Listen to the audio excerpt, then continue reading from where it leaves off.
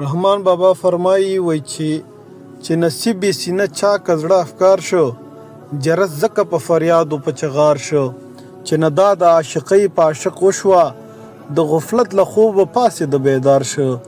عبادت د ریاکار څه په کار نه دی، لکه خوږ هسې په بحر کې مردار شو.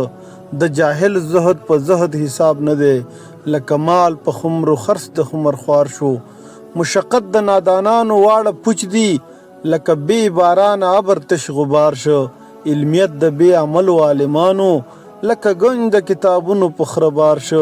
چې کاندې و نه اهل و نه قابل ته، نصیحت د ناصحانو څه په کار شو. د رحمان کلام په غوږ د بې هنرو، لکه در په لاس د طفل هسې خوار شو. چې نصیب یې سینه چا که زړه افګار شو، جرس ځکه په فریادو په چغار شو. د رحمان کلام په غوږ د بې هنرو، لکه در په لاس د طفل هسې خوار شو.